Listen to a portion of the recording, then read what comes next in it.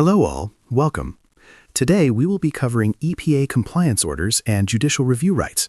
As part of this video, we will cover the audio recording of the case and also cover the decision by the court at the end. Chantell and Michael Sackett bought a residential lot near Priest Lake, Idaho, and began preparing it for construction.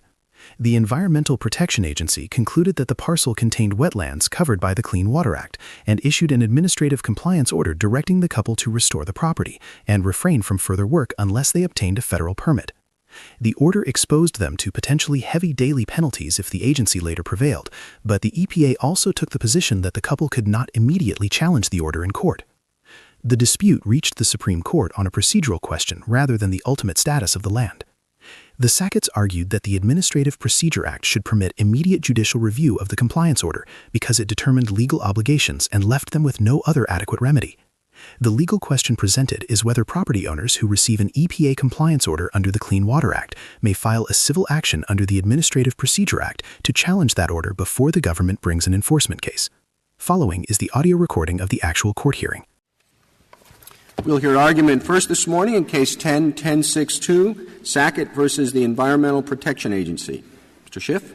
Thank you, Mr. Chief Justice, and may it please the Court. Mike and Chantell Sackett are here today because 4 years ago the Environmental Protection Agency issued against them a compliance order charging them with violations of the Clean Water Act, requiring that they restore their property to its alleged pre-disturbance wetlands condition, and imposing upon them the threat of tens of thousands of dollars per day in civil fines if they did not immediately comply with the order. But in these 4 years, the Sacketts have never been offered a meaningful opportunity for judicial review of the compliance order, an opportunity that they are guaranteed under the Due Process Clause and the Administrative Procedure Act. Of course, there would have been a daily fine with or without the compliance order, wouldn't there? If they were indeed in violation of the Act. Justice Scalia, the fine would only have been attributable to the statute itself, but with the compliance order in effect, essentially the Sacketts are now subject to double liability. They can be held liable for the statute as well as for actions inconsistent with the compliance order. So, Mr. Schiff, your understanding is that each day your clients are subject to $37,500 of fines for the violation of the statute, and an additional $37,500 for violation of the compliance order. Is that the way you understand the penalty scheme to work? Yes, Justice Kagan, it is, and it is in fact, I might add, how the EPA understands the penalty provisions. In its brief at pages 30 and 31, they essentially concede that the existence of the compliance order does subject the Sacketts to liability for both violations of the statute as well as violations of the compliance order. But the Court of Appeals did say that there would be no independent liability under for violation of the compliance order. That is, unless there was a violation of the statute, there would be no penalty for violation of the compliance order. That is correct, Justice Ginsburg. The Court held that as a predicate for any reliability for a compliance order violation, there must be first a finding of a statutory violation. But that doesn't change the fact, even according to the Ninth Circuit, doesn't change the fact that one can still be held liable for both, that there is a distinct civil liability that is traceable only to the compliance order. What kind of review are you seeking? I mean, the one thing you could say is you dispute that this property is subject to the Act. That might be a question that's reviewable. Do you seek more than that? Do you seek review at this stage of anything more than whether the property is subject to the Act? No, Your Honor. We seek review of that jurisdictional question as it is incorporated into the compliance order. The compliance order is the agency action for which we believe the Sacketts have a right of review under the Administrative Procedure Act. And our challenge under the APA to the compliance order is precisely that there is no jurisdiction and therefore there has been no statutory violation. Can you tell me what would be the scope of your holding? How would if you could write the opinion for the Court on this part of your case, what would the rule be? I mean, health inspectors go into restaurants all the time and say, unless you fix this, I'm going to give you a citation. Fire inspectors, the same thing. And I'm wondering how your general theory or your general principle that you want us to adopt would fit with that rather routine type of enforcement? Well, Justice Kennedy, we do not believe that what we are articulating extends as far as creating a right under the EPA for review because a health inspector has come onto your property. All we're arguing is that the compliance order is a final agency action. It has stopped the Sacketts home building. It has imposed upon them significant civil liability, and therefore they should have a right under the EPA. Well, this is under the EPA. Correct. This is the EPA prong of your correct, Justice Kennedy, and we should emphasize that we believe that the Sacketts' due process rights can be satisfied by allowing their EPA cause of action to go forward. It seems to me that there's another distinction, a more significant one, between routine inspections by fire marshals or restaurant inspectors, and that is that if you disobey their order, you're not subjected to any more substantial liability than you would have been subjected to had they not issued the order. It isn't the order that produces any new fine, is it? That is exactly correct, Justice Scalia. That's the principal distinction between the compliance order in this case and many of the agency actions that the EPA has set forth in its brief. What if the sanction imposed each day was not the $37,000 but was $10? If you don't comply, we can bring an action any time to enforce this, and you'll be subject to the statutory maximum. But during the period, the additional sanction for the under the administrative order or the compliance order is $10 a day. Mr. Chief Justice, I don't believe that would change the Court's finality analysis under Bennett. The fact that the fine is only $10 as opposed to $37,000 doesn't. But it might go to the adequacy of judicial review, the adequacy of the judicial review that would come when the EPA brings the enforcement action. I understood your argument to be that there was a significant extortion impact from the fact that these were such significant fines, double, as you say, that you could rack up for 5 years. But if it's only $10 a day, that takes a lot of the wind out of your sails, doesn't it? Well, to begin with, Mr. Chief Justice, in addition to the independent liability that the compliance order imposes, there are other legal effects. Even if the compliance order had no independent liability, there are other legal effects that even EPA has conceded to. For example, the existence of the compliance order makes it materially, substantially more difficult for the Sacketts to apply for an after-the-fact permit. For an after-the-fact permit. Once a compliance order is issued, an after-the-fact permit can only be applied for under the clearly appropriate standard in the Corps' regulations. But Mr. Chief Justice, in response to the question, yes, of course, the amount of the fine certainly factors into meaningfulness of review. It factors into coerciveness. But even if there were no fines, there is, attributable to the compliance order, there is still the fact that the Sacketts cannot independently initiate, cannot trigger review of the compliance order. What do you care? I mean, you have the fines, don't you? So why don't you just argue that? Why do we have to wrestle with the more difficult situation where there are no fines? It's conceded that there are fines, isn't it? That's correct, Justice Scalia. Sufficient unto the day the evil thereof. We don't have to consider more difficult cases. But as I understand it, you can get review by applying for an after-the-fact permit from the Corps, and the only expense you would incur in order to get that would be to fill in as the order requires you to do, which is something like, $27,500 or so? Well, Justice Scalia, is that such a hard hit? That's a lot less than, $37,500 a day. Well, the difficulty, Justice Scalia, is that the Sacketts cannot obtain judicial review of the compliance order within the context of the permitting process. The compliance order is the order that has caused the deprivation, that is imposed upon the Sacketts this double liability. Well, but their challenge to the compliance order is simply that they don't have wetlands. It's the jurisdiction of the EPA, and surely that can be raised before the Corps of Engineers, no?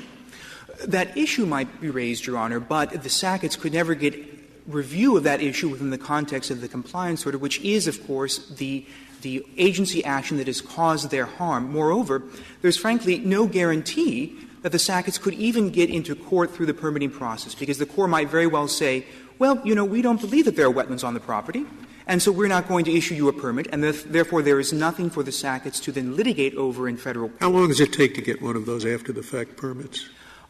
There is a study, Your Honor, in terms of averages. I think it's about a year, but there is nothing in our record that would show necessarily that the Sacketts are eligible for a nationwide permit. But more importantly is the fact that the permitting process doesn't provide review of the burden of the deprivation that the Sacketts are enduring right now. I don't understand what exactly you might get from the Army Corps of Engineers. Obviously, they might give you a permit, and I take it that cuts off liability. You can do what you're hoping to do. They might say you don't get a permit because these are wetlands. Can they do something in the middle, which is kind of hard for us to tell? You're on your own?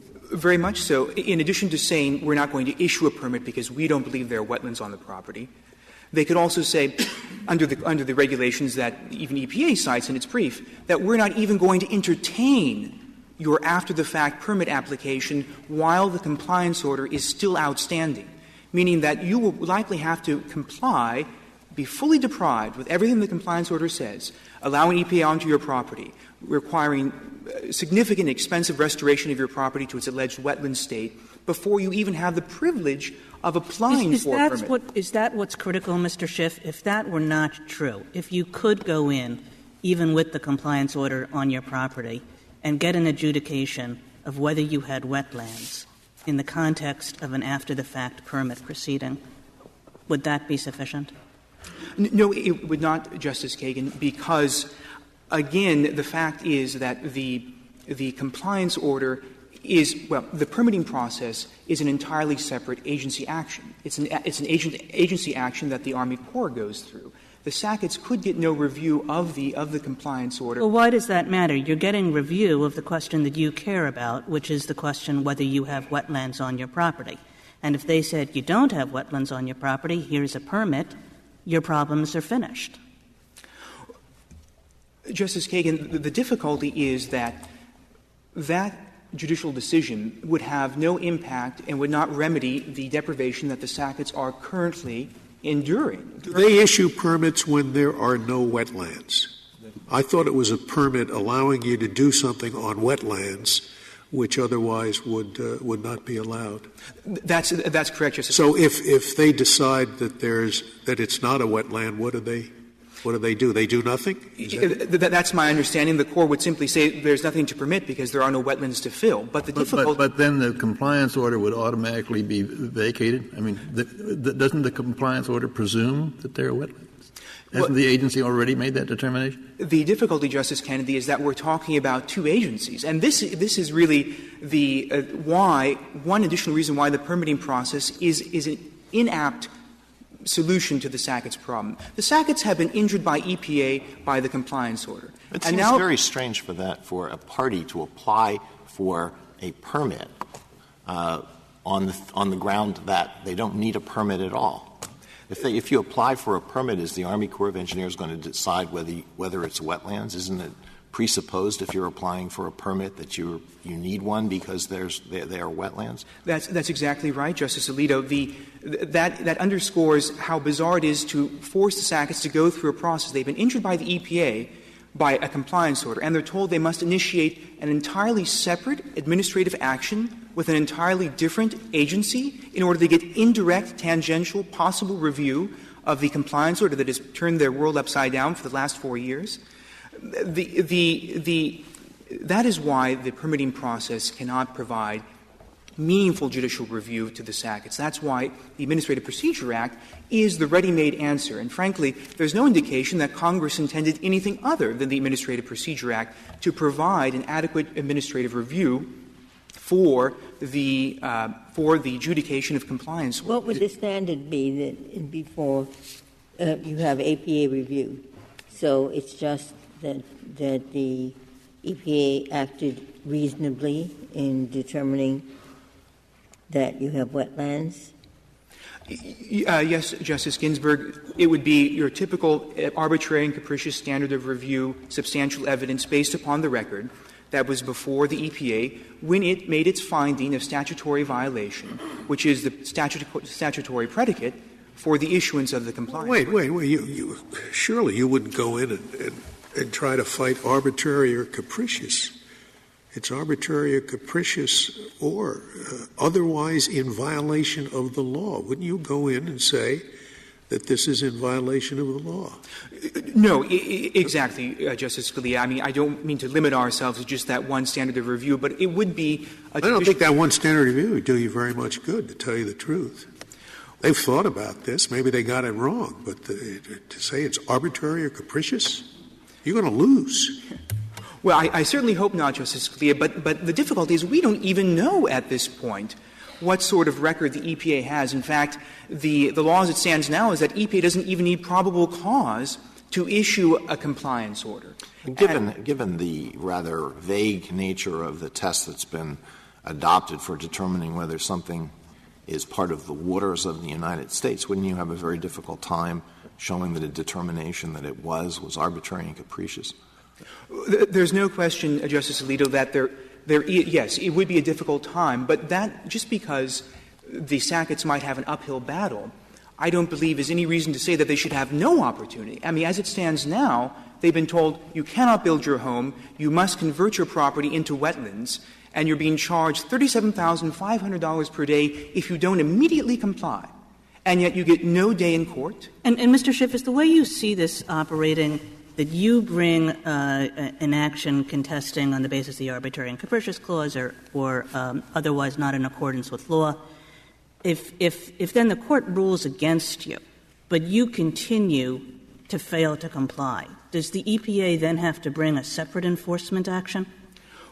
Yes. The only way EPA can actually take money away from the Sacketts is by filing a civil action. But that would be true whether or not the Sacketts bring an APA cause of action. Would collateral estoppel apply to you because of the judicial determination on the compliance order in the subsequent enforcement action? In other words, you lose. You seek APA review, and the court says, we think it's a wetland, and then the EPA brings an enforcement action. They have to establish it's a wetland. Don't they just attach a copy of the decision? Well, not necessarily, Mr. Chief Justice, because, for one, the standard of review would be different. It would be, under the APA, it would be the traditional deference afforded to agency action.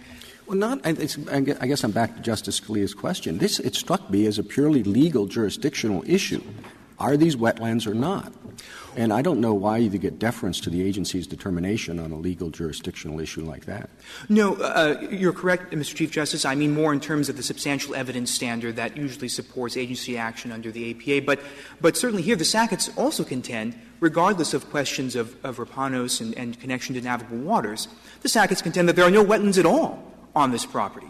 And that ultimately is, of course, a factual question that would be informed by what's in the record.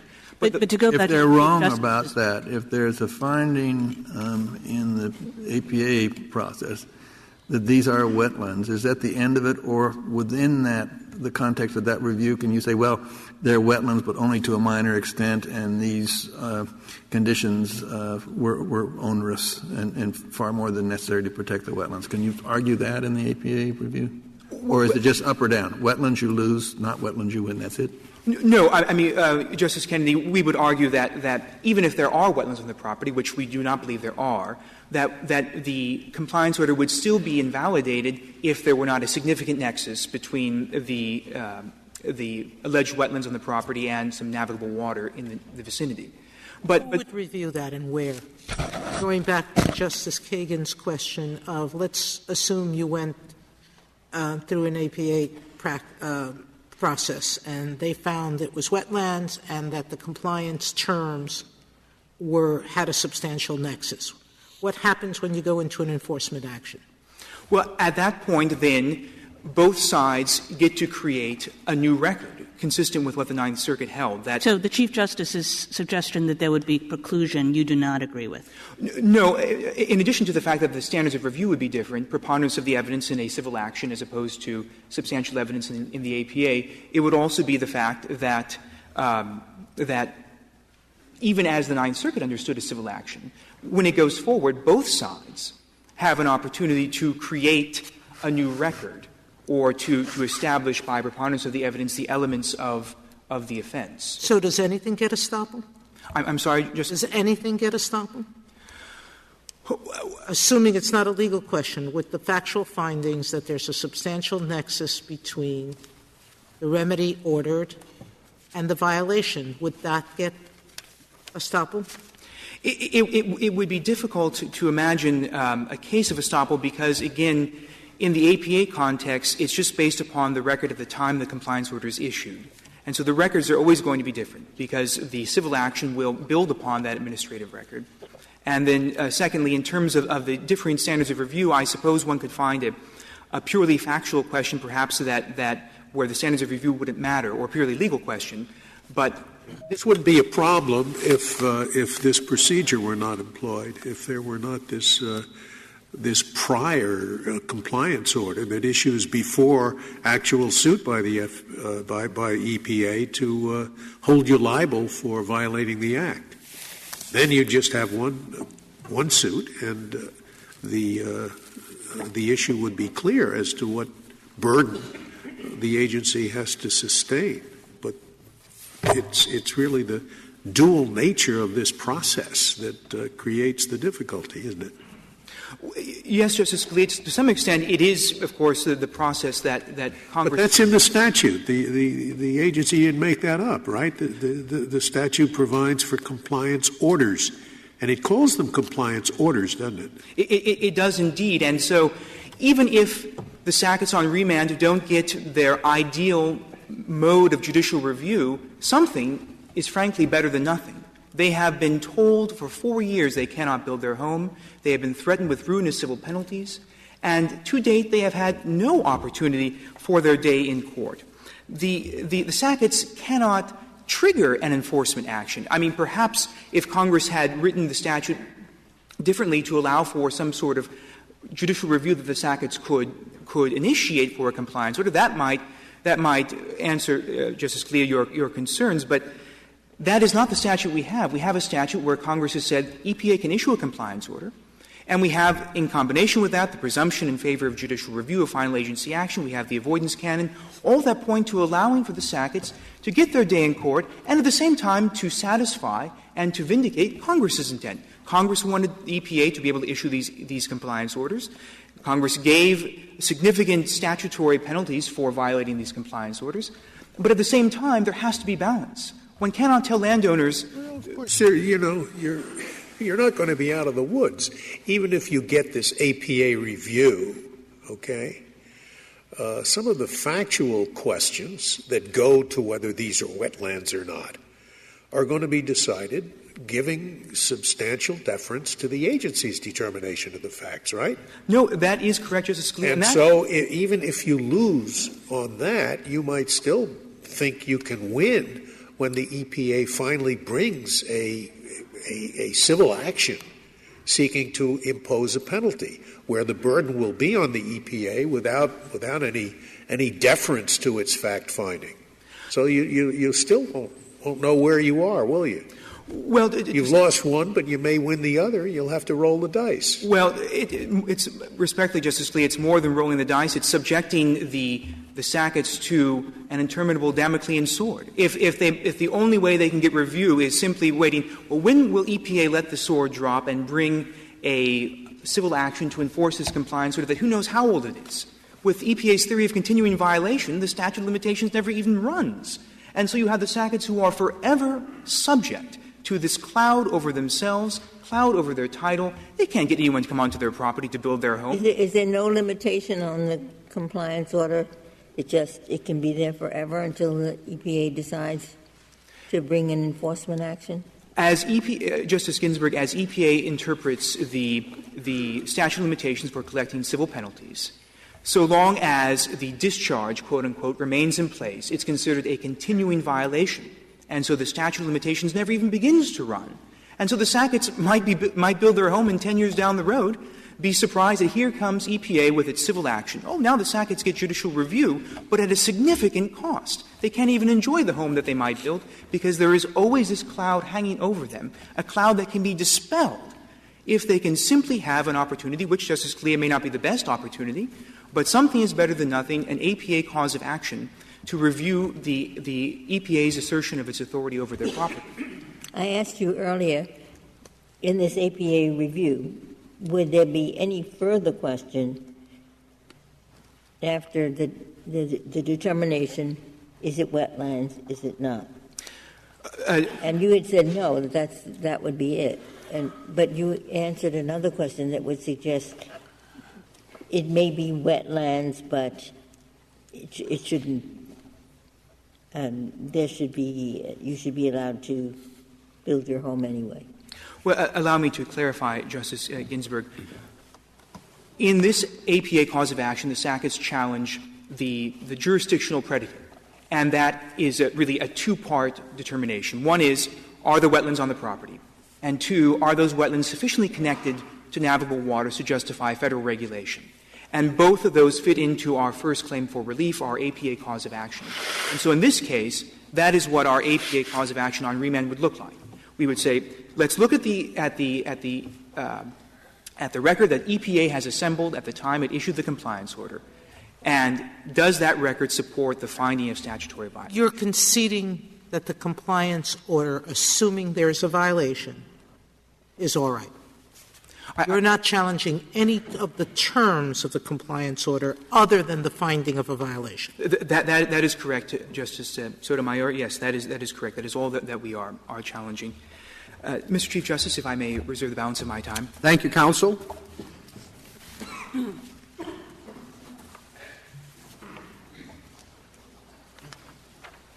Mr. Stewart.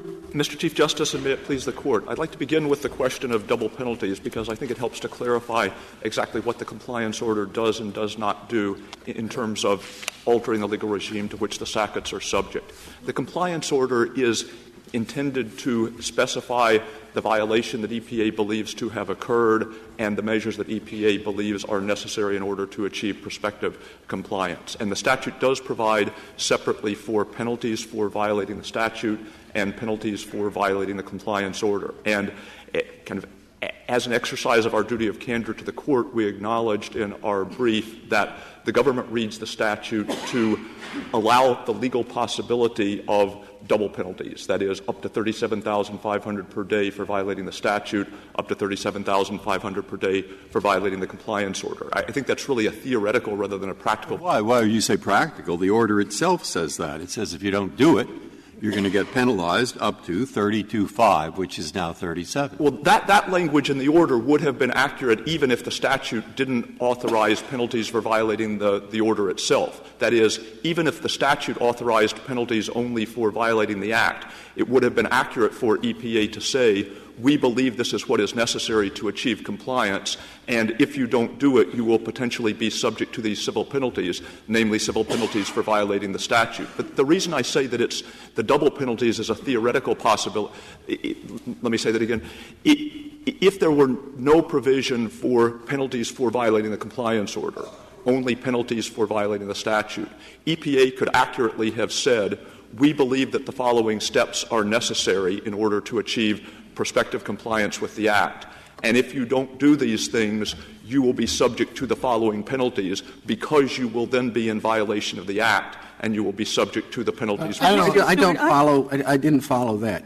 What is your response to the assertion that you're subject to double penalties? It is one for violating the Act, two for violating the compliance order. The first is it is a legal possibility. We're not aware of any case in which a district court has ever imposed penalties of greater than the $37,000. Well, you don't doubt that they have the authority to do that. They have the authority to do that. I guess the other thing I would say is the possibility that penalties would be increased doesn't distinguish this scheme from the sort of regime that Justice Kennedy referred to or the sorts of regimes that we've discussed in our brief. That is, it's very common for law enforcement agencies of all sorts to give warnings to regulated parties. We think you're violating the statute. But Mr. Stewart, I'm sorry. Justice Alito? Has the United States adopted a rule or announced a policy that it will never seek anything more than the penalty for the underlying violation. It will not seek an additional penalty for violation of the compliance order. We have not adopted a policy to that effect. And I guess what I do want to clarify — So it's more than theoretical, then. I don't really understand what you're saying. You're saying that we may ask for more, but it's unlikely courts will actually provide for more. I guess the truth — I don't know that we have ever asked for more than the $37,500 per day. Now, I think it is often the case that what district courts will do is, within the $37,500 statutory maximum, they will say, we are imposing a greater penalty for the period after the compliance order was issued because it shows greater culpability to continue with the violation after you've been warned. But that's not a feature of the compliance order that distinguishes it from all manner of other agency warnings. Listen, your order could have read, it could have read, notice is hereby given that violation of or failure to comply with the foregoing order, cap O, may subject respondents to 1, civil penalties of up to $32,500, now $37,500 per day. That's how it reads. It could have read violation of or failure to comply with the Environmental Protection Act may subject respondents to civil penalties. It's quite specific that it is violation of failure to comply with the foregoing order, which includes not letting filling in immediately and so forth. It says what it says. It's the violation of the order that the additional penalties are attached to. And again, we don't dispute that violating the order could, as a realistic matter, cause the penalties to be greater within the statutory maximum. But as I was saying, in many situations, agencies give warnings to regulated parties. If you keep doing this, you may be subject to penalties. It could, as a theoretical matter, double the penalties. That's correct. You're just saying, as a practical matter, it doesn't often do that. As a practical matter, we are not aware of any case in which the penalties imposed have been greater than the per-day statutory maximum I'm for the not going violation. to bet my house on that. It seems in term. I think, first of all, we would say that until we floated this theoretical possibility in our opening brief, the Sacketts seem to be entirely unaware of it. That is, all of the Sacketts' calculations as to the penalties to which they would be exposed if they continued to engage in their present conduct were premised on the idea that $37,500 was the statutory maximum. But the main point I want they were getting a good night's sleep, but they were getting a good night's sleep before they read your brief. I don't think. I guess that's really my point. That the one thing the Sacketts have never argued is, if it were just the $37,500 per day for violating the statute, we would be willing to build our house and take our chances. But once you double that, we're not willing to take the risk any longer. And that's not their argument today either. Right. The one point before I move on that I do want to make clear is, in a wide variety of contexts, agencies will issue warnings to regulated parties that they are believed to be in violation of the statute. And it is common under schemes where the amount of the sanction is up to the judge's discretion that penalties may be greater for conduct that occurs after the person has been warned. But those situations are slightly different, because the Act doesn't specify any specific remedies that apply to any specific property. It just says you violate the Act by filling in wetlands. It doesn't say that you violate the Act by not removing the fill and not planting trees and not doing this or doing that. What it says is you violate the Act if you don't comply with the compliance order that tells you to do those things. So it's a very theoretically different violation that's going on. One is in the Affirmative Act prohibited by the statute. That's the violation of the statute. And the other is the violation of the remedial steps that the compliance order is the only thing that has set forth. I don't think that's correct, Your Honor. First, as to the requirement in earlier versions of the compliance order that herbaceous plants be planted, et cetera. Those were removed from But those are not in the statute.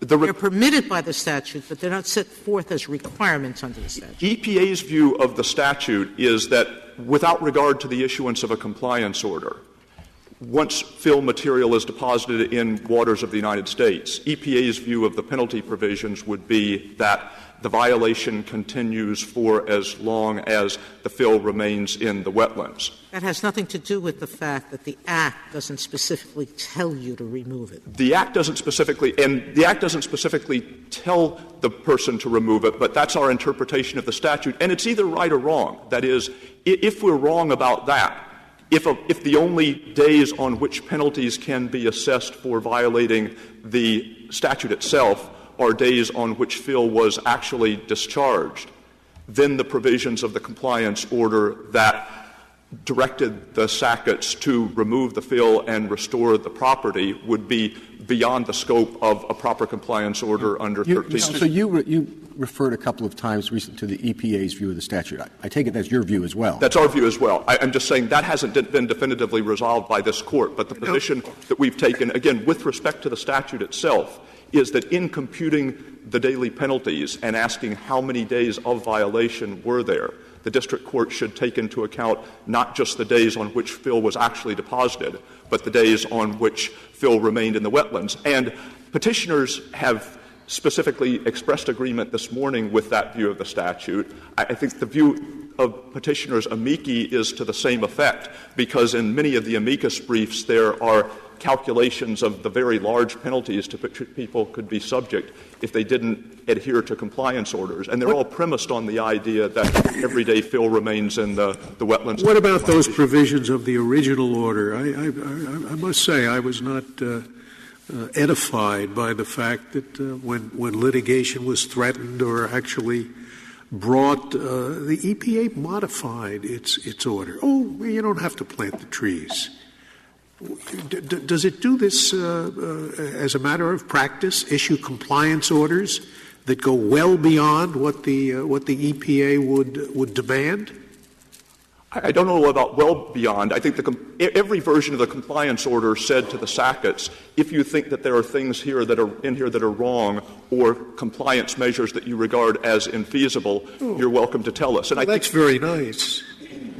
That's very nice. When you've received something called a compliance order, which says you're subject to penalties of 32.5 for every day of violation. I think the portion of the order dealing with the planting of plants, which is the primary one that was eliminated in the final iteration of the order, is really removed from what the Sacketts have been complaining about. That is, the Sacketts. But it shows the high-handedness of the agency, it seems to me. Putting in there stuff that is simply not required by the EPA. Well, I think in the main, every version of the compliance order required was appropriate if you accept the initial determination that there was a violation, that these were waters of the United States. What would you do, Mr. Stewart, if you received this compliance order? You don't think your property has wetlands on it, and you get this compliance order from the EPA. What would you do? Well, as we know from documents that were not in the record of the case but have been provided to If they weren't in the record, I don't want to hear about them. You appreciate that rule, that we don't consider things that aren't in the record. You get a compliance order. You don't think your property has wetlands. What do you do? I think at that stage your options would be limited. You could apply for an after-the-fact permit. You wouldn't do that, right? You know you'll never get an after-the-fact permit if the EPA has sent you a compliance order saying you've got wetlands. Or you could simply comply with the compliance order at the cost of, it's been estimated, $27,000. Once the compliance order has been resolved, there would be no further impediment. That's what you would do. You would say, I don't think there are wetlands on my property, but EPA does, so I'm going to take out all the fill. I'm going to plant herbaceous trees or whatever it is, and I'll worry about whether to that way. I'll just do what the government tells me I should do. It may be that the Sacketts at that point were in an unattractive position, but I think in determining whether it's an unfair position or how the statutory scheme is supposed to operate, we ought to look not just at the opportunities that were available to them at that moment, but the opportunities that they had foregone already. Well, Mr. Stewart, if you related the facts of this case as they come to us to an ordinary homeowner, don't you think most ordinary homeowners would say, This kind of thing can't happen in the United States. You buy property to build a house. You think maybe there's a little drainage problem in part of your lot. So you start to build the house, and then you get an order from the EPA which says you have filled in wetlands, so you can't build your house, remove the fill, put in all kinds of plants, and now you have to let us on your premises whenever we want to. You have to turn over to us all sorts of documents, and for every day that you don't do all this, you're accumulating a potential fine of $75,000. And, by the way, there's no way you can go to court to challenge our determination that this is a wetlands until such time as we choose to sue you.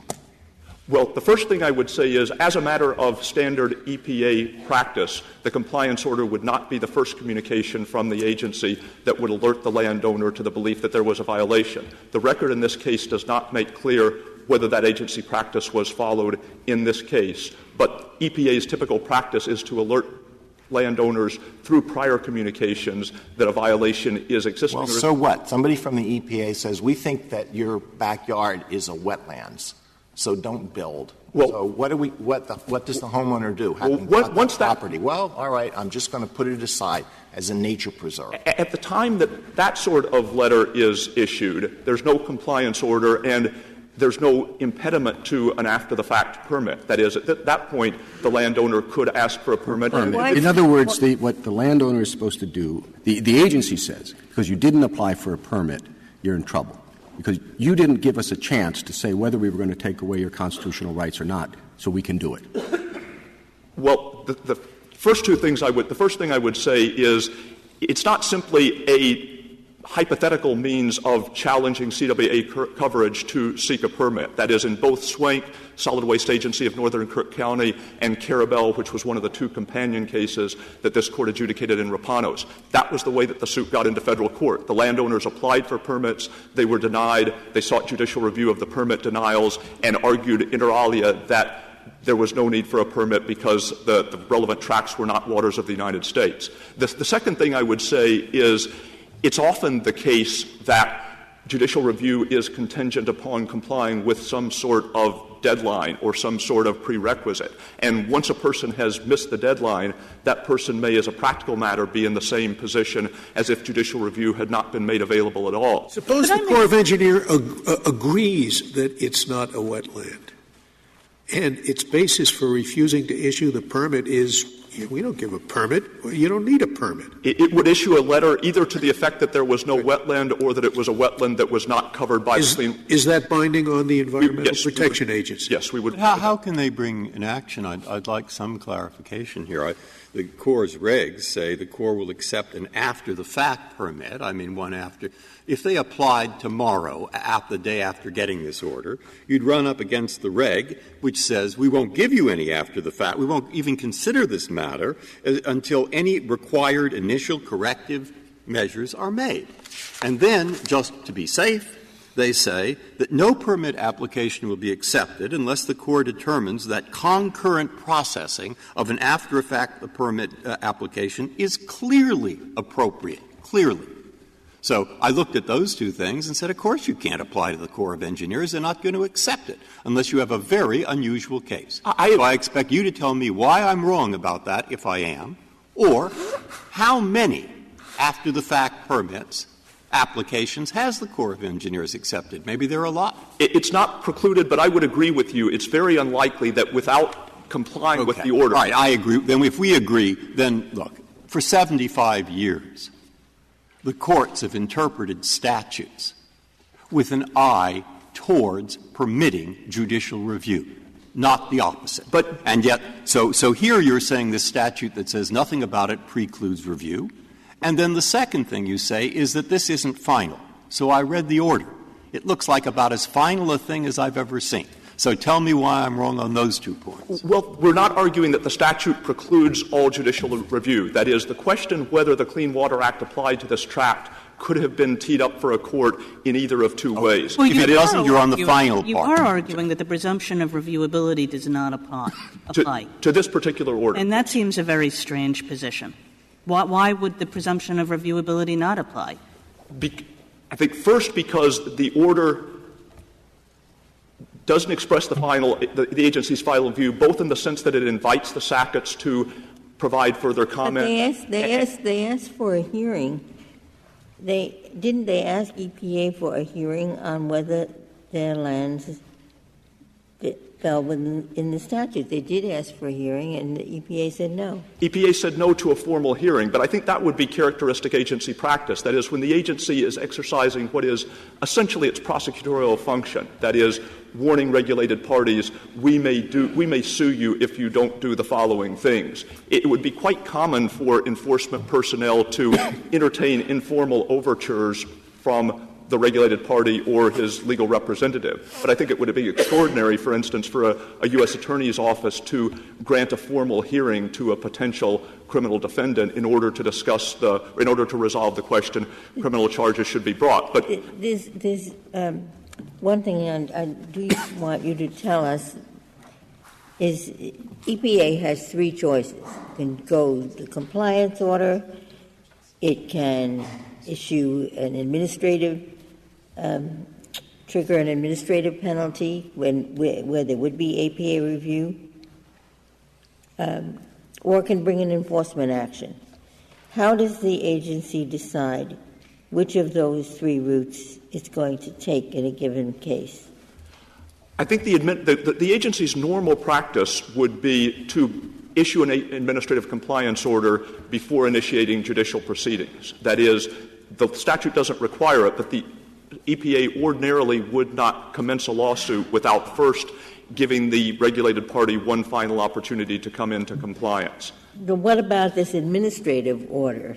The administrative order internally within EPA subject to judicial review, when does it use that as opposed to a compliance order? It could use that. It would typically use that for violations that it perceived to be less serious. The statutory cap on penalties is much lower than the cap in the judicial enforcement actions. I think it would probably be the case that it would issue an administrative compliance order in those situations as well. Now, one of the things that the cover letter to the administrative compliance order does say is even if you comply, you are still not immune from the possibility of enforcement proceedings with respect to past violations. And I think that's... Can the EPA issue a warning instead of using this order procedure, compliance order procedure? Absolutely. I mean, there is no express statutory authorization for that, but I think most agencies regard it as within their ordinary authority to enforce the statute, to send less formal... So they could just dispense with this compliance order and tell the Sacketts, in our view, this is a warning. We believe you're in violation of the Act, and you are subject to penalties of $37.5 per day for that violation. And to remedy the violation, in our judgment, you have to fill in and you have to plant, pine trees on the lot. It could do that. They could use the letter for that mechanism, and there'd be no review of that. We would certainly argue there would be no review of that. And if the court said that there was review of the administrative compliance order based on features that were distinct to the order, namely the fact that it is couched as an order, the fact that penalties can be imposed for violation of the order itself, an opinion along those lines wouldn't suggest... Is there anything you got by... I mean, you've got me now into the area. We're applying the APA, and the question is Abbott Labs, and is it final? Well, here there doesn't seem anything more for the agency to do, and here the person whom the order is directed against is being hurt a lot. So the only thing I left in my mind here is the order itself does say, come in and talk to us about this, which may suggest it isn't final. So do you have any information on that point? That is, have you looked up or has the APA told you that really when we issue these things, in fact, people come in and we modify them X percent of the time? We don't have statistics about that. Now, any impression that you could tell us?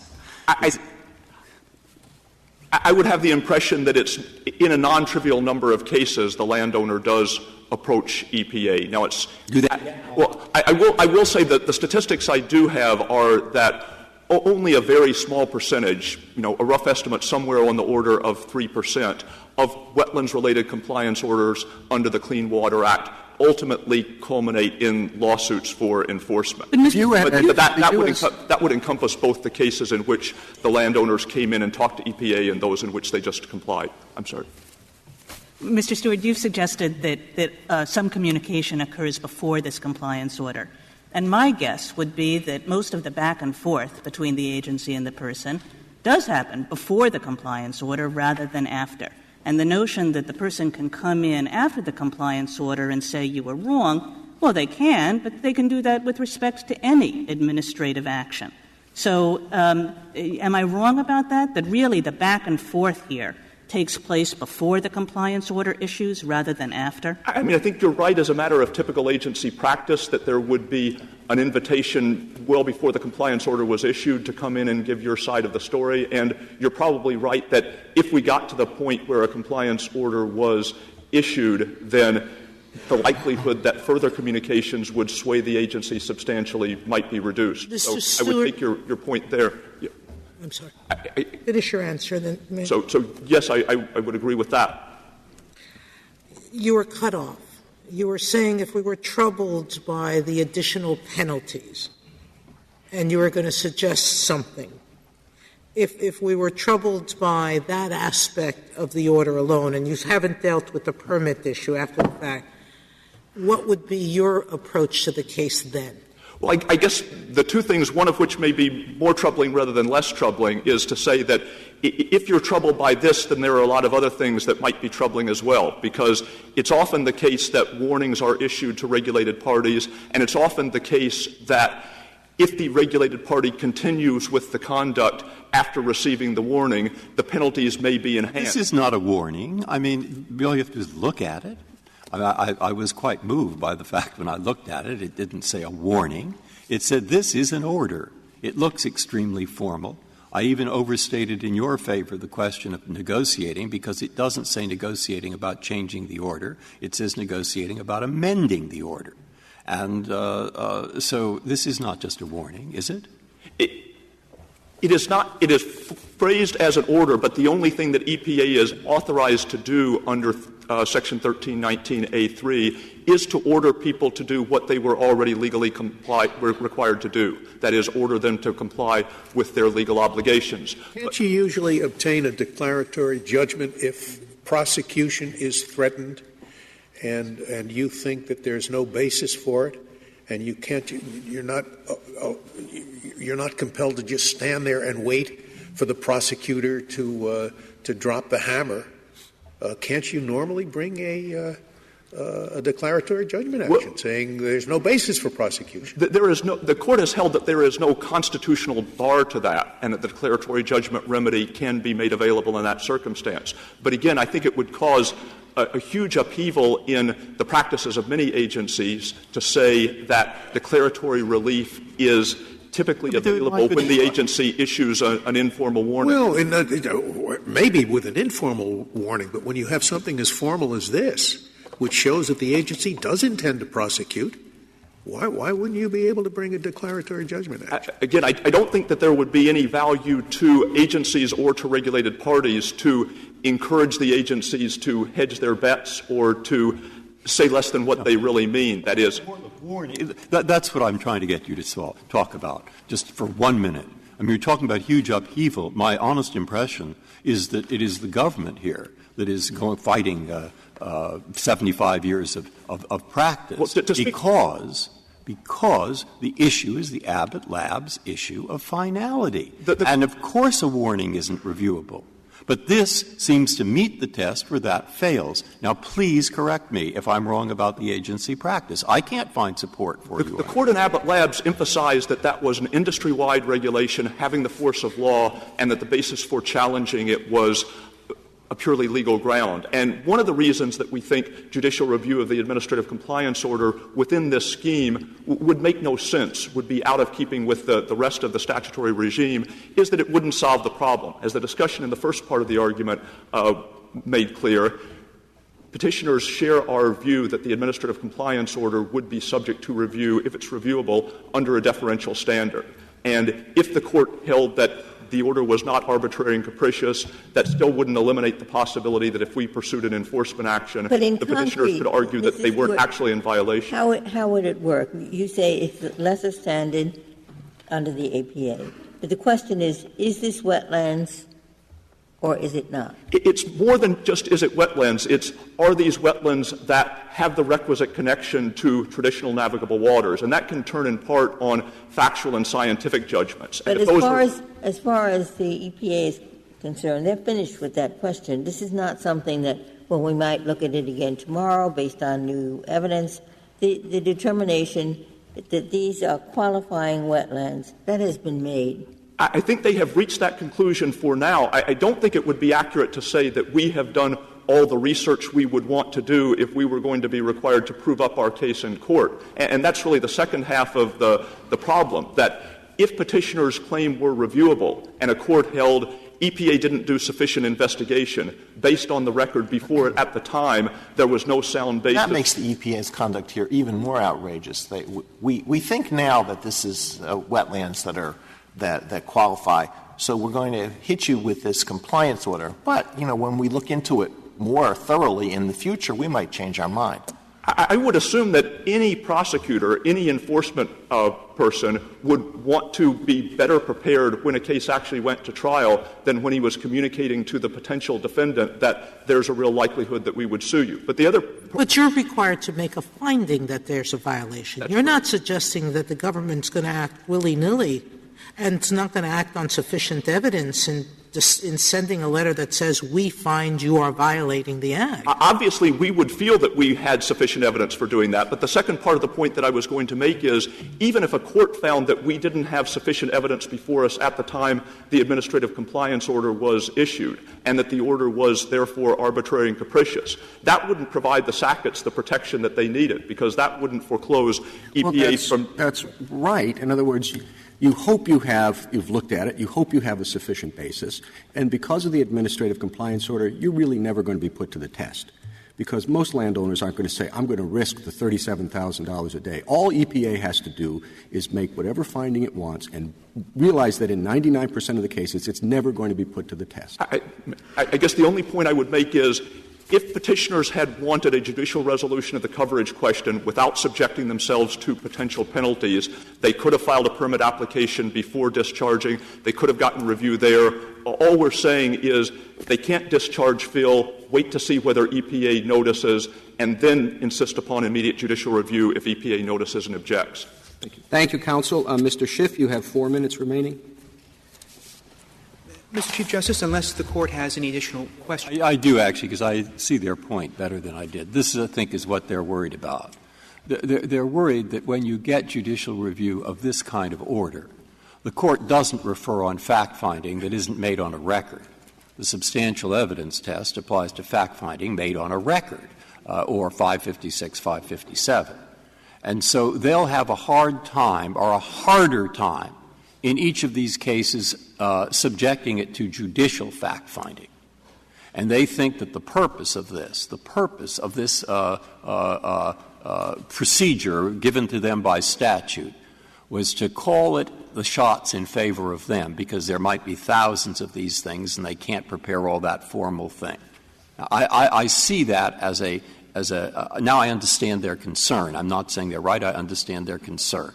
So if you want to comment, is there some way to accommodate their concern that also accommodates judicial review? Or are we just in a kind of they're in a Hobson's choice in a sense? Well, Justice Breyer, the difficulty is essentially of EPA's own creation. I don't understand why EPA would want the power to issue compliance orders that, as the Court has recognized, are tremendously coercive. And not have they want the power because they have thousands of these things. They investigate it, and they find the facts. They think it's sufficient. But judicial fact-finding is carried out before a judge who doesn't have their experience, etc. And therefore there is a risk of incorrect decision-making, at least two under the statute. It would be two pro-homeowner rather than two pro-environment. That's why it's more of a dilemma than I thought. I think, Justice Breyer, the fear of it being too pro-homeowner is, in fact, protected by the fact of the EPA standard of review. We're not talking about the agency being forced to sort of Yeah, but maybe the agency is only entitled to deference when, in fact, it has made a record. When it hasn't made a record, maybe there's no reason to give it deference. You're correct, Justice Scalia. If there is no record, certainly there's, by necessity, no substantial evidence. And in that case, the compliance order would be They might change their system here if you win this and provide for various kinds of pre-order procedure or post-order procedure where they'd be open to change. I see a number of possibilities. I just see the dilemma. They'll just issue warnings is what they'll do. Are there cases in the courts of appeals or the district courts where landowners, having received these notices or compliance orders, have said that there's a taking of the property, inverse condemnation? I'm not aware of that, Your Honor, but Justice Kennedy, but as this Court, I believe, held in Riverside Bayview, a takings claim under the Clean Water Act is not considered ripe until a permit application has been attempted. Now, if a compliance order is issued, then the permit application might be off the table, and in fact, one could see that a compliance order might potentially have a total taking effect in this case. But certainly at this point, we are willing to let EPA have the power. Yes, let EPA administer the Act and issue compliance orders, but let's also give landowners a fair shake, too. Let them have their day in court to contest what the agency has done. Mr. Chief, I take it the government agrees that there's not much of a chance that you could get an after-the-fact permit, but its view is you should have gotten a before-the-fact permit. And putting aside the weirdness, which Justice Alito points out, of making you go get a permit for something you don't think you need a permit for, putting that aside, couldn't you have gotten the legal determination that you wanted through that process? Justice Kagan, we don't deny that by applying for a permit and having the court make a decision on the permit, that's one way to get into court. But the difficulty for the Sacketts and for the thousands of folks in this country who are recipients of compliance orders is that small or no solace once EPA has already acted. Once EPA has made the finding of violation and then threatens these ruinous penalties on landowners. Well, I think what EPA is saying is that as long as you knew that your lands were potentially wetlands, you could have gone in from the get-go and sought a determination that they were not wetlands through the permit process. That's correct, Justice Kagan, but frankly, the way EPA and the Corps interpret the scope of their jurisdiction, that would make essentially every landowner in this country potentially on notice, requiring them to apply for a permit or some other manner, and the agency will then probably have even a worse situation. It will be flooded by permits. Thank you, counsel. Counsel, the case is submitted. That concludes the audio recording of the court proceedings. The court ruled 9-0 for the Sacketts. Justice Scalia wrote the majority opinion. The court held that the EPA's compliance order was final agency action and that the Clean Water Act did not bar immediate review under the Administrative Procedure Act. The majority reasoned that the order determined rights and obligations, carried serious legal consequences, and left the landowners without another adequate remedy in court before risking substantial penalties. In the court's view, ordinary principles of administrative review allowed the Sacketts to seek judicial relief without waiting for an EPA enforcement suit. Justice Ginsburg filed a short concurrence. She agreed that the Sacketts could seek pre-enforcement review of the compliance order itself, while emphasizing that such review would address the order and not necessarily foreclose later permitting questions under the Act. Justice Alito also filed a concurrence. He agreed with the judgment and used his separate opinion to criticize the uncertainty surrounding the Clean Water Act's reach over wetlands, warning that property owners faced confusing standards and severe pressure to comply even when the law's coverage was unclear. There were no dissents. This concludes this presentation. If you have thoughts on this case and judgment, do comment below the video. Also, to receive notifications of future cases, be sure to subscribe to the channel. Please share the channel link with your friends and peers that you think may be interested in or benefit from it. Thank you.